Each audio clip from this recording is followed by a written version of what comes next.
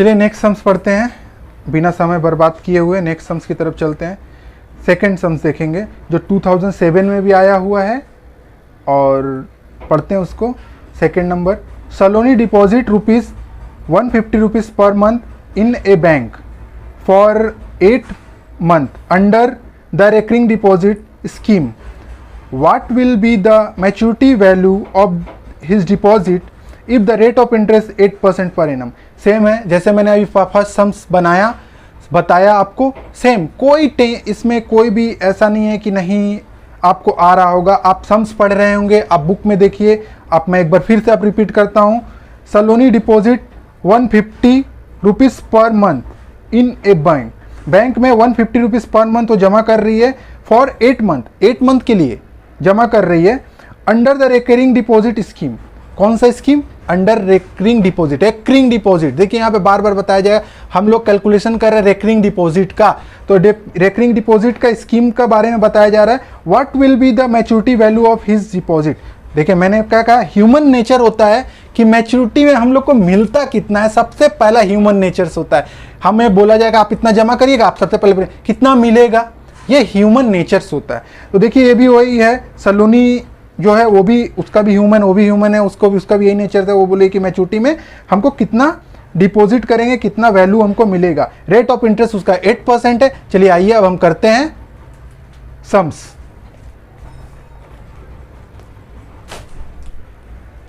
सबसे पहले हम लोग को क्या करना है, सबसे पहले हम लोग को करना है डिपॉजिट। जैसे दिया हुआ है हम लोग को क्या, सेकंड नंबर 2007 में आया हुआ सम्स है ये, ध्यान से देखेंगे। सबसे पहले हम लोग क्या लिखते हैं, गिवन। क्या दिया हुआ है हम लोग को सम्स में, सबसे पहले गिवन में हम लोग क्या पता करेंगे, डिपॉजिट अमाउंट कितना है। तो हम लोग यहाँ पे लिखेंगे डिपॉजिट अमाउंट। हमारा डिपॉजिट अमाउंट कितना दिया हुआ है, सलोनी कितना 50 पर मंथ, और रेट ऑफ इंटरेस्ट उसके बाद टाइम पीरियड लिख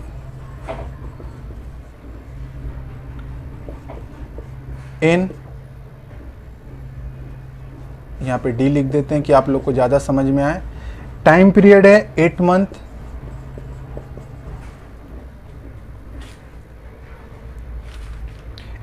एक्चुअली हम लोग मंथली कन्वर्ट करते आ रहा है, ये 8 मंथ दिया ही हुआ है, तो हम लोग इसको कुछ नहीं करेंगे, क्योंकि अगर ईयर दिया होता तो हम लोग इसको मंथ में कन्वर्ट करते, लेकिन ये 8 मंथ दिया हुआ है, खुद ही 8 मंथ दिया हो तो हमको कुछ करने की जरूरत नहीं है। रेट ऑफ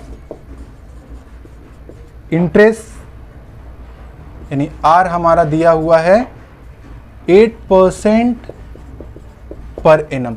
हमेशा हम लोग को इंटरेस्ट जो मिलता है, आप लोग याद रखिएगा, हमेशा हम लोग को इंटरेस्ट मिलता है ईयरली पर एनम। अब हम लोग सेम उसी जगह पे हम लोग आ गए हैं कि अब हम लोग को जो करना है, हम लोग को क्या करना है अब सम्स। सबसे पहला आप लोग भी बताइए, सबसे पहले क्या करेंगे हम लोग, फर्स्ट नंबर क्या निकालेंगे, प्रिंसिपल फॉर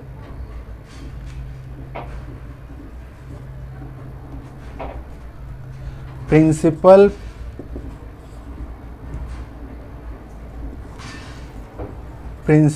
फॉर 1 मंथ, यानी इसको P से डिनोट करेंगे। मैं लिख दूं कि आप लोग को ज़्यादा समझ में आएगा। फार्मूला है D इंटू एन, n+1/2।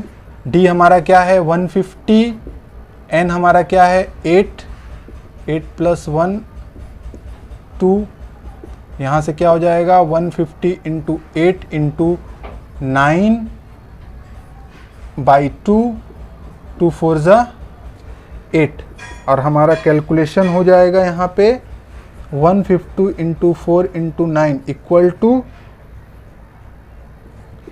5400। ये हमारा निकल गया प्रिंसिपल। अब हमारा सेकेंड हम लोग को निकालना है इंटरेस्ट। ध्यान से दिखेंगे, इंटरेस्ट का फार्मूला I निकालना है। इंटरेस्ट का फार्मूला हमारा क्या है, P × R × T, PR × T = 100। P हमारा अभी निकल चुका है, R हमारा क्या है 8%,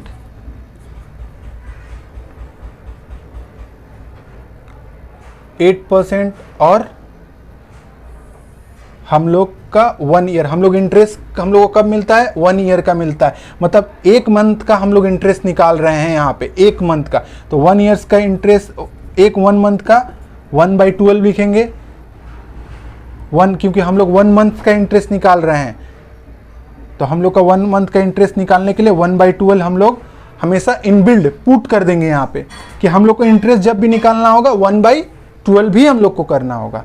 अगर 2/2 ईयर्स ये रहेगा तो उस हिसाब से हम लोग आगे सम्स करेंगे, तो बताते हुए हम लोग चलेंगे। यहाँ पे हम लोग को 1 मंथ का इंटरेस्ट निकालना, इसीलिए 1/12 हम लोग कर दिए हैं।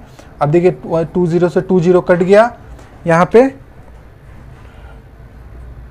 2 से 2 4 जा 8, 2 6 जा 12, 2 से 3/2 3 जा 6, 2 4 जा 2 2 जा 4, 2 7 जा 14।